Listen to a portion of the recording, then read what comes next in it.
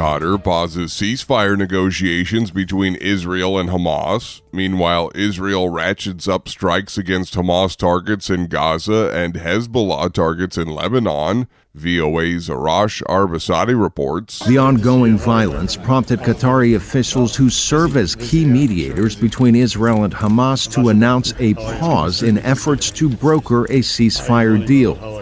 In a statement on social media, Qatar's foreign ministry said efforts to broker such a deal would resume when Israel and Hamas showed their willingness and seriousness to end the war.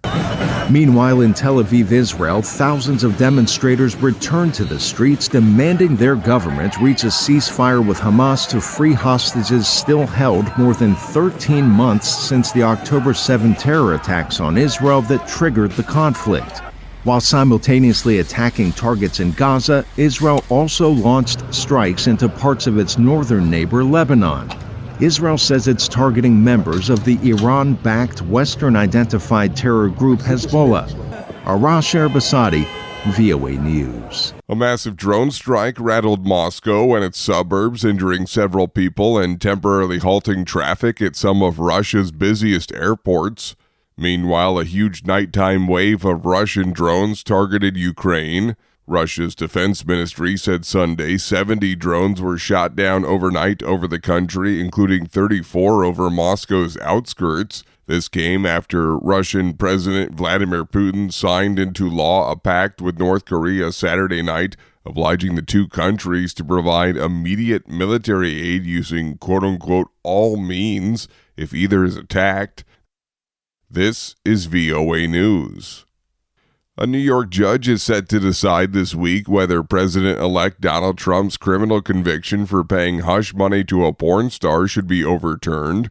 Reuters correspondent Zachary Goldman. Justice Juan Merchan has said he will make his decision by Tuesday.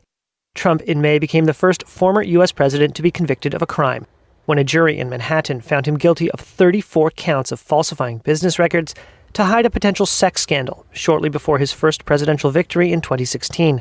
But after that guilty verdict came a groundbreaking Supreme Court decision arising from one of Trump's other criminal prosecutions for allegedly conspiring to overturn the results of his 2020 election loss. The justices, including 3 appointed by Trump, argued that presidents are immune from prosecution stemming from what they called official acts. A favorable ruling by Merchan for Trump on the immunity question could pave the way for Trump to return to office unencumbered by any of the 4 criminal cases that once appeared to threaten his ambitions to win back the White House. Instead, Trump will likely take office as the first president convicted of multiple felonies. Officials at the U.S. Justice Department are assessing how to wind down the 2 federal criminal cases brought against Trump by special counsel Jack Smith due to its long-standing policy against prosecuting a sitting president. Reuters correspondent Zachary Goldman. U.S. federal law enforcement officials say they are looking into racist mass texts sent following the election as recipients voice outrage. AP correspondent Julie Walker reports. Black people across the country, like Darrell Tolbert, who lives in Michigan, started getting racist text messages in the wake of the presidential election. Mine said, greetings, Mr. Tolbert. You have been selected as a slave. We will pick you up at 12 a.m. on 11/7/2024. Tolbert's text told him he'd be on a plantation. Other texts told people they would pick cotton. The FBI and other federal and state agencies are investigating who sent the mass text messages, many to school-age children and college students. I'm Julie Walker. Rival political groups have blocked a plan by former Bangladeshi Prime Minister Sheikh Hasina's party to hold a rally in the nation's capital, Dhaka. The party is attempting to make a comeback in politics after she was ousted in August in a mass uprising. The rally was planned for Sunday, but Hasina's opponents took to the streets and threatened and attacked her supporters. Groups of people surrounded the Awami League Party's headquarters in Dhaka, where Hasina's supporters were supposed to gather to hold the rally.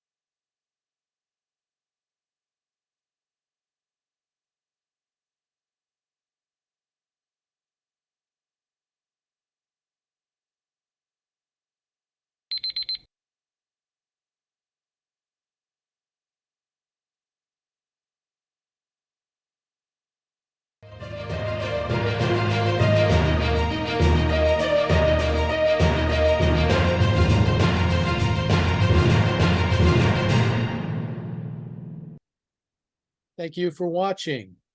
Can you do me a favor? Please leave a comment in the comments section below. That would really help. Thank you, and see you again soon.